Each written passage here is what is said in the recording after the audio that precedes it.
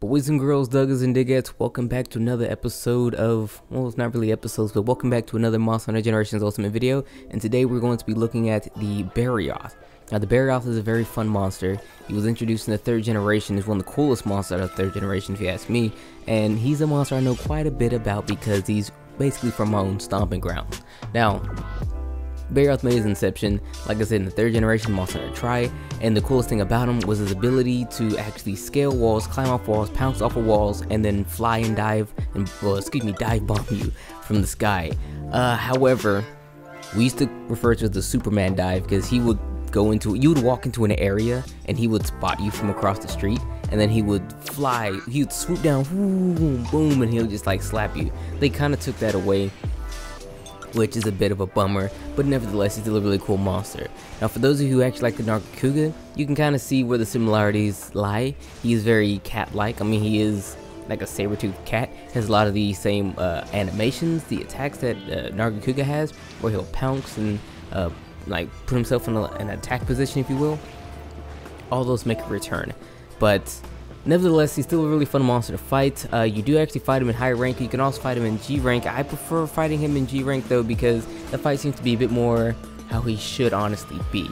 Now, everyone knows that the fights, they differ between high rank and G rank, but there's one of the few fights, one of the few monsters out there whose main focus is an exemplar. He goes really fast, okay? Insert Sonic meme here. He goes really fast. And in G rank, he really holds true to that. In high rank, not so much. So if you really want to fight the true Barioth, gotta do it in G rank. But nevertheless, we get ahead of ourselves. Let's actually talk about the Barioth himself, and let's see what we can actually get into. So off the top, let's talk about his weaknesses, of course. He is weak to that of fire and then thunder. I recommend going in here with thunder, but if you don't have any thunder, well, I recommend going here with fire. If you don't, go in here with some thunder. Remember, you have already fought the Faded 4, so if anything, you probably should have picked up a weapon from either of those 4 monsters, at least for the elemental purposes, of course. If you want to do the most damage to him, obviously you have to hit him in the head. Outside of the head, you want to hit him in his tail. Go for the tail chop. Those are his 2 biggest weak spots.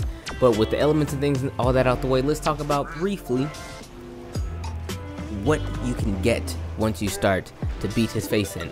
Okay, so let's first talk about the weapons. Now, his weapons are actually pretty good. I mean, I can't really front. Honestly, the thing with the Barioth weapons, year over year, time over time, is that they haven't actually been very strong. They don't have a whole lot of raw. They're not really the highest in that category. Gameth holds that. I mean, honestly, he's on the lower end when it comes to the raw, but he's mid, if not above mid tier, when it comes to essentially everything else. He has very high affinity. Think that of the Nargacuga, where the Nargacuga gives you like 30 affinity off the top.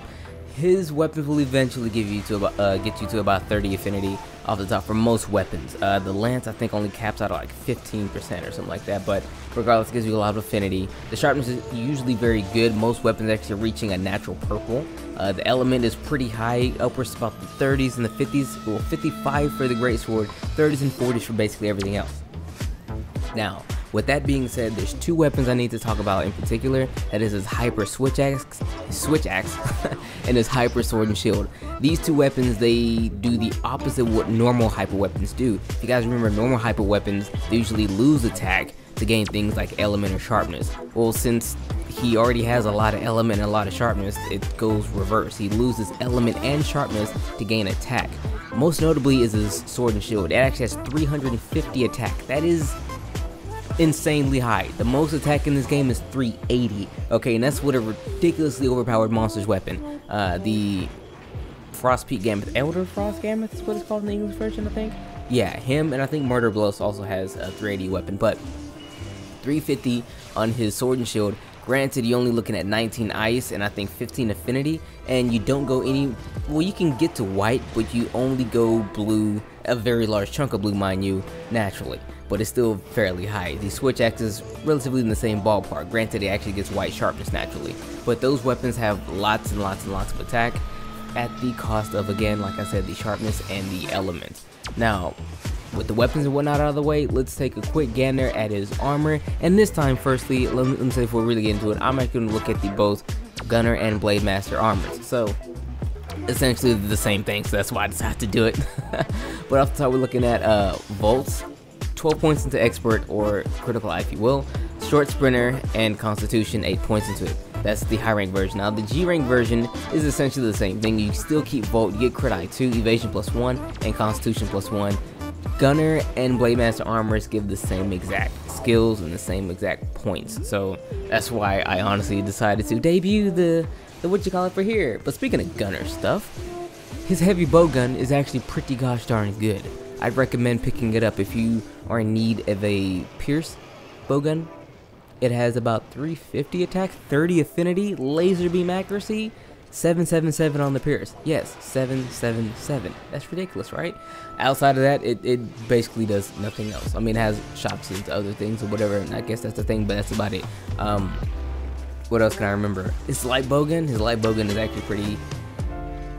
Don't get the light bowgun. I mean, it's there, I guess. It doesn't really have any exemplary shots. I guess it has a couple of stuff. Don't get the bowgun. The light one anyway. I wouldn't recommend it. It might be good, but from what I understand on bowguns, what I'm looking at, and when I look at the paper, when I look at the paperwork, when I look at the numbers, it just ain't there cheap. The bow was somewhat there. You could do that, but that's Barioth. I mean, he's a very cool monster. He's not too tough to fight. He is very reminiscent of that of Nargacuga. If you ever fought a Nargacuga, you probably remember how to actually go against a monster similar to his caliber. They did nerf him quite a bit.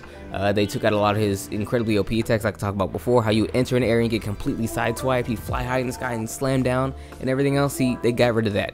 Instead, he shoots his ice balls, his little ice tornadoes, and he pounces like Nargacuga, giving you ample time to actually stun him over by stun him by throwing the flash, not the flash, the Sonic, and knocking him over and whatnot. But essentially, he's still a pretty decent fight, and I recommend getting at least his weapons from him because it's really nice ice. With that being said, it's been your boy.